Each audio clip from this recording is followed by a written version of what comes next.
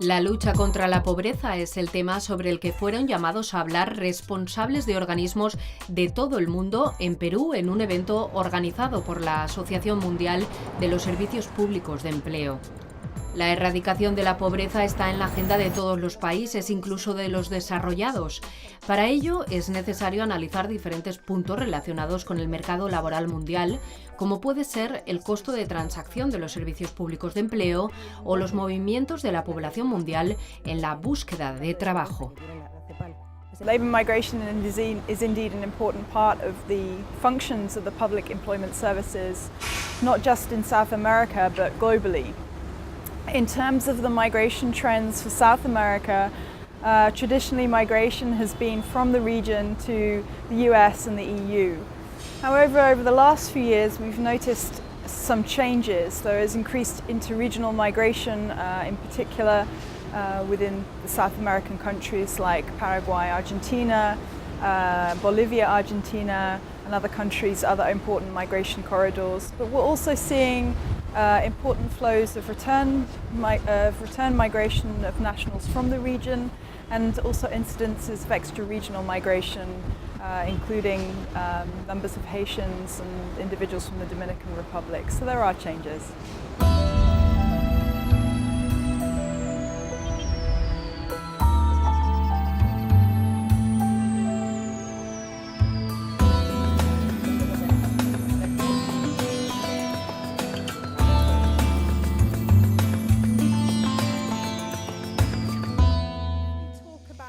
Hablaré brevemente sobre la migración laboral en Sudamérica y el perfil de los migrantes laborales en Sudamérica. Tradicionalmente, la migración ha fluido de esta región a Estados Unidos y Europa, pero lo que estamos viendo cada vez más es una migración laboral intrarregional, es decir, dentro de Sudamérica, especialmente conectada a la integración regional. O sea, dentro de este contexto, en la región, Argentina es el país que atrae a un mayor número de migrantes dentro de la región y Brasil sigue siendo el principal receptor de migrantes de fuera del continente. Lo que vemos acá es algunos de los principales corredores de migración que son Paraguay, Argentina, de Bolivia, Argentina y de Colombia, Venezuela. Cada vez más países como Chile y Brasil son países de destino para migrantes. Este acuerdo armoniza los requerimientos entre países que son parte de este acuerdo con respecto a la residencia en otro estado en base a la nacionalidad. Es decir, aquellos países que han suscrito este acuerdo permite a los empleados de otro país, trabajadores de otro país, que pueden trabajar y vivir en otros países miembros solamente en base a la nacionalidad de origen. Eso es muy importante porque, claro, implica un cambio en los patrones de migración en el futuro, pero también tiene un vínculo directo con el rol de los servicios públicos de empleo. Otra tendencia clave que se ve en la región es el retorno de nacionales de la región a sus países de origen debido a la crisis del 2008 y los migrantes extrarregionales que llegan a Sudamérica. Hay una tendencia de interés que son los nacionales de la República Dominicana, que es un país pequeño pero parte importante. Tradicionalmente los migrantes de la región tenían pocas habilidades, o sea, estaban más bien involucrados en trabajos de agricultura, construcción, servicio doméstico principalmente. Los migrantes estaban comúnmente empleados en aquellos sectores con un alto nivel de irregularidad, como Roberto Del Bid dijo hace unos minutos. De la misma manera que los nacionales de la región van a lugares en donde se puede obtener empleo por referencia, igual pasa con los migrantes. Generalmente encuentran oportunidades a través de sus familiares, de sus amigos y no a través de redes formales una vez que llegan al país de destino. Es importante reconocer los grandes logros en la región de las regularizaciones hechas de los migrantes en los últimos años. Más allá de legalizar el estado de migrantes dentro del país de destino, esto ha permitido una mayor participación formal de los migrantes en el mercado laboral. Una vez que la situación del migrante se ha regularizado, se le aseguran los derechos laborales y seguridad social, al igual que los nacionales. Esto es un aspecto importantísimo para garantizar la igualdad para los migrantes. Hay muchos factores que se vinculan con una migración exitosa y quisiera recalcar un par de ellas. Primero, la posibilidad de encontrar un empleo permanente, regular. Y hay que ver pues las condiciones del empleo y el reconocimiento de las calificaciones para garantizar de que no haya ninguna pérdida intelectual. Y también hay otros aspectos importantes. La capacidad del migrante de poder ahorrar dinero para poder quedarse en su país de destino y también para poder hacer remesas en forma segura a través de canales formales y de una manera que no pierdan dinero al hacerlo. Consiste en garantizar la portabilidad de los beneficios sociales, el seguro social, algo que mencionaré más adelante. Y también se trata de que los migrantes tengan suficiente tiempo en el país de destino para que puedan lograr mayores habilidades. Y junto con esto hay otro elemento importante, el nivel de integración e inclusión social de los migrantes. En resumen, las estrategias de éxito de la migración es un enfoque holístico, es una combinación de factores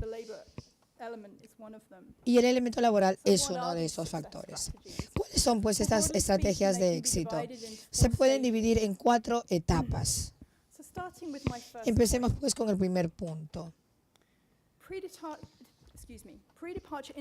La información antes de la partida y o la orientación. Esto ha resultado un medio muy efectivo para preparar a los migrantes antes de que salgan de su país.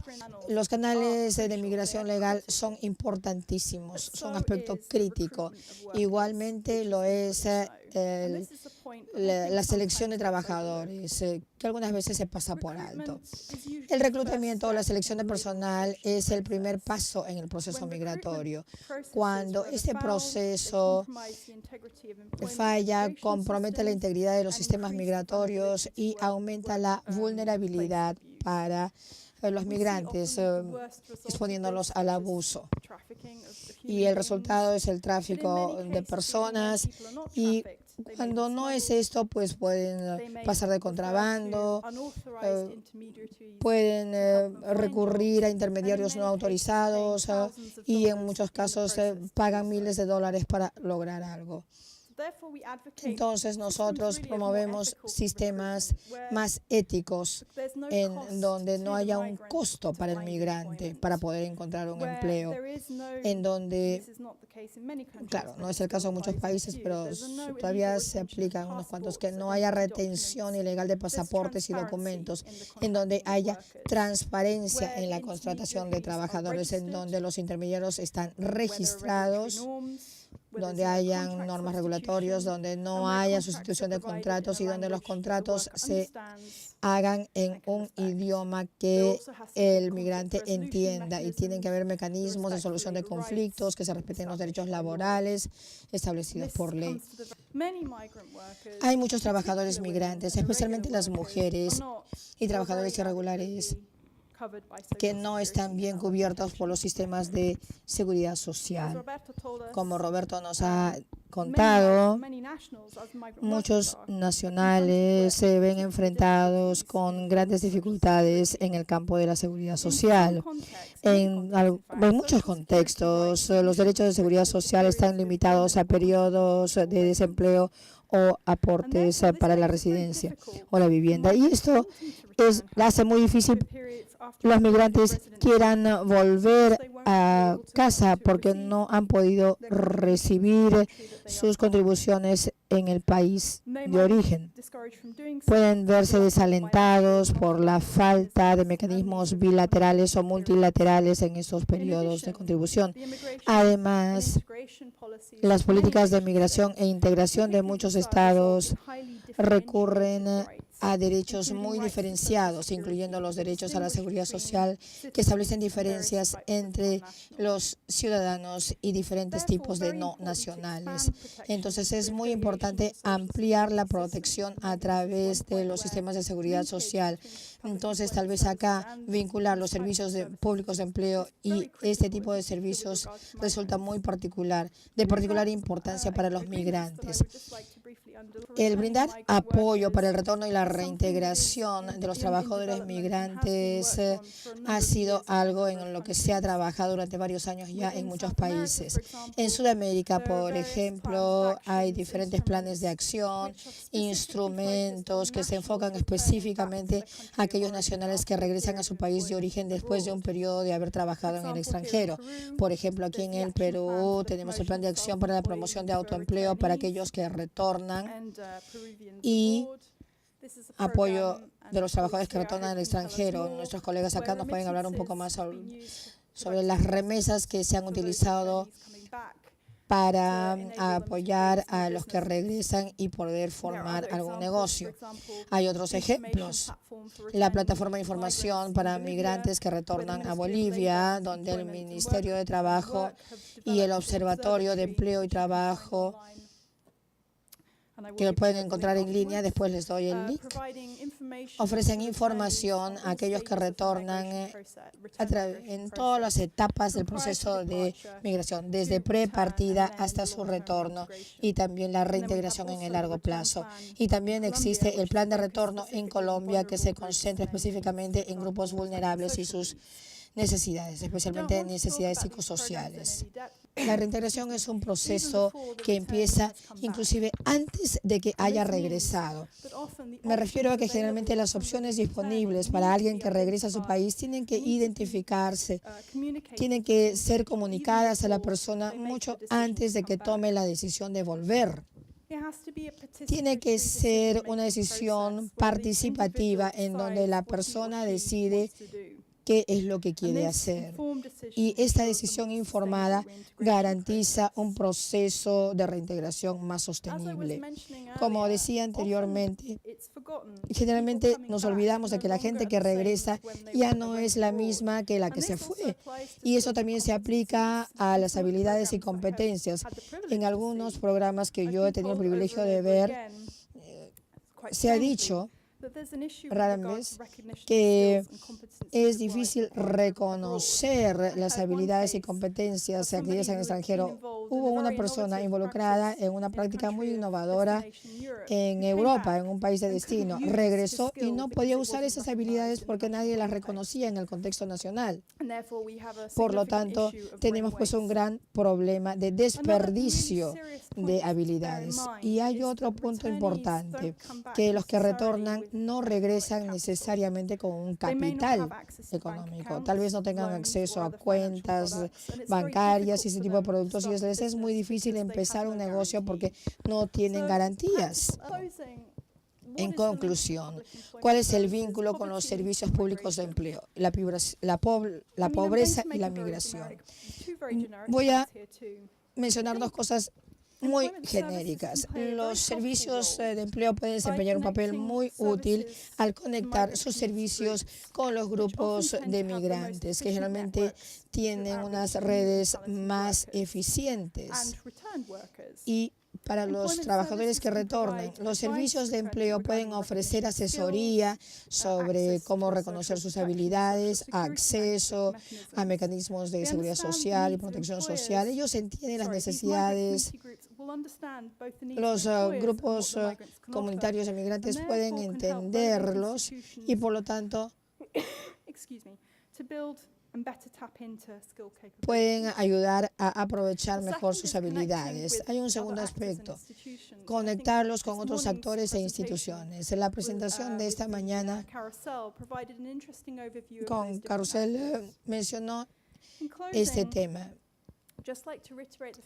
Y en conclusión, quisiera retornar al primer punto. Estamos hablando de seres humanos, porque finalmente los migrantes, como nosotros, son seres humanos que tienen necesidades específicas. Nunca debemos perder de vista este hecho.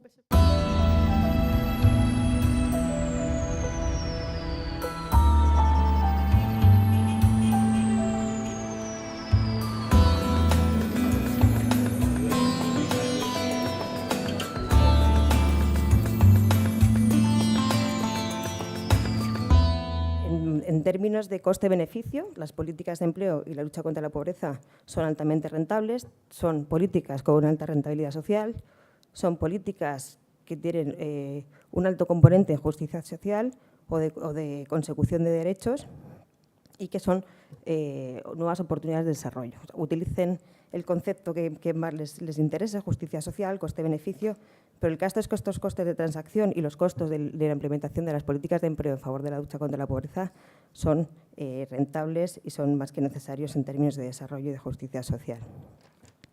Lo que sería interesante definir es qué tipo de estrategias deberían tener estos servicios o políticas de empleo para que tengan mayor impacto en la lucha contra la pobreza, ¿no? Es decir, cómo sacamos más rentabilidad a estas inversiones en políticas de empleo. En el año 2012, que es el dato de pobreza que tiene la CEPAL, es el 28,20% de la población de América Latina y el Caribe está en situación de pobreza y la tasa de desempleo en 2013 es del 6,3%.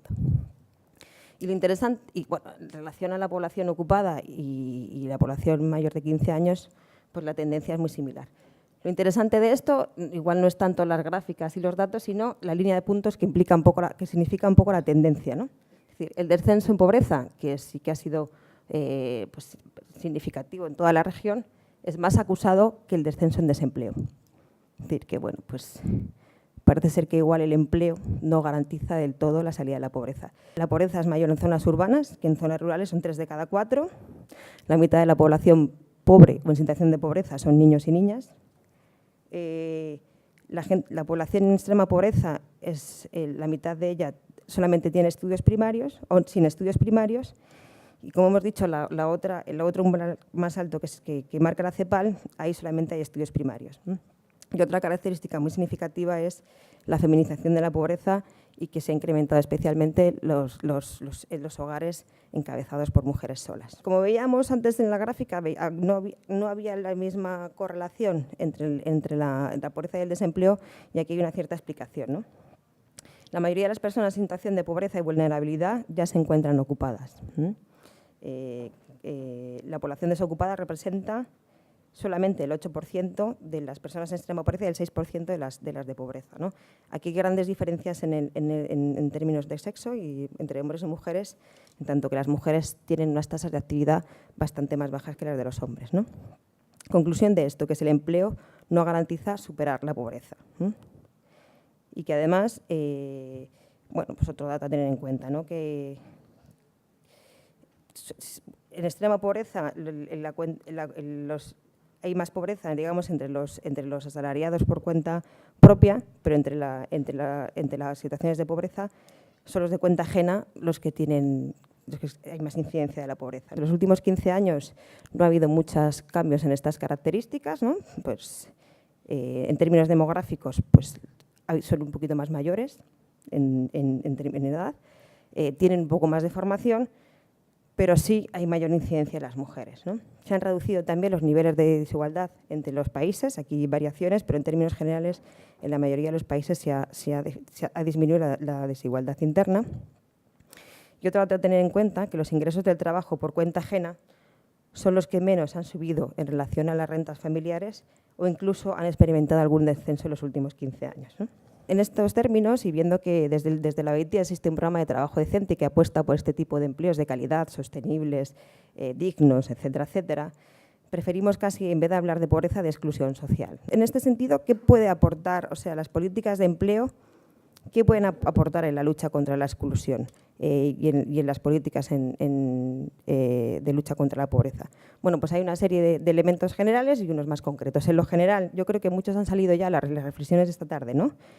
pues que veíamos, y por los datos hemos visto que el empleo no puede ser solo, o las políticas de empleo, los servicios de empleo no pueden ser solo los actores y los protagonistas de esta lucha contra la pobreza, que tienen que incorporarse el empleo a las estrategias nacionales de desarrollo y de lucha contra la pobreza, en tanto que son los que marcan la igualdad de oportunidades y derechos para la ciudadanía, que los servicios de empleo forman parte de la estructura y el entramado institucional que soporta, digamos, todas las políticas de desarrollo social y de los países.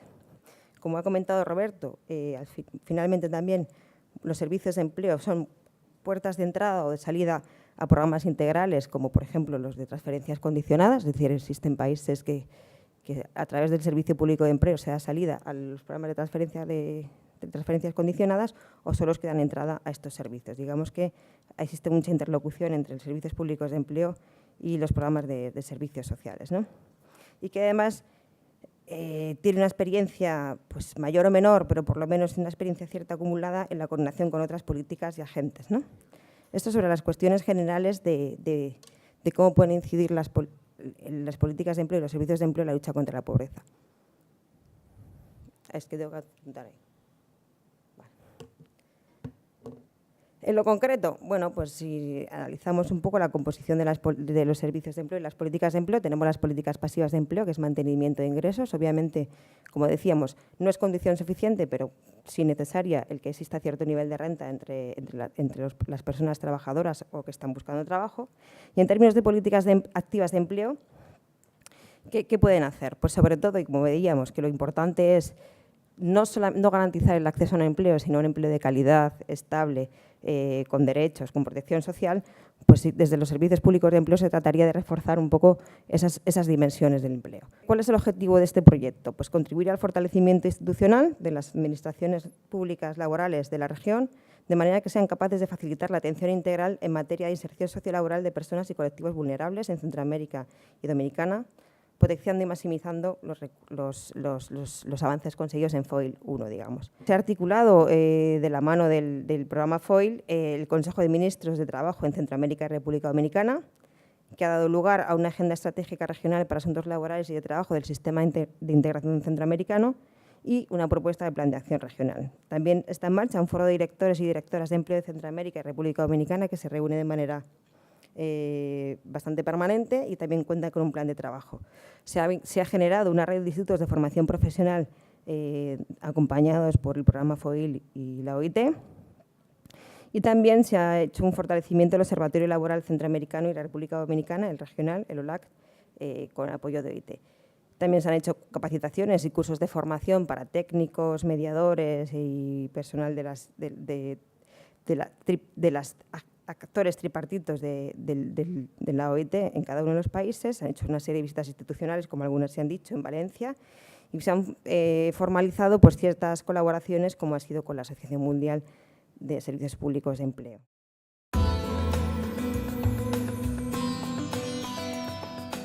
Parte de la razón es porque hay dos políticas y que normalmente son llevadas por los ministerios de Relaciones Exteriores, Ministerio del Interior, y la migración se ve más bien como un asunto de control solamente, y las políticas de desempleo se ven desde el punto de empleo y no se ve, o sea, no se incluye al migrante en realidad. Entonces, hay diferentes políticas que de pronto tienen objetivos diferentes.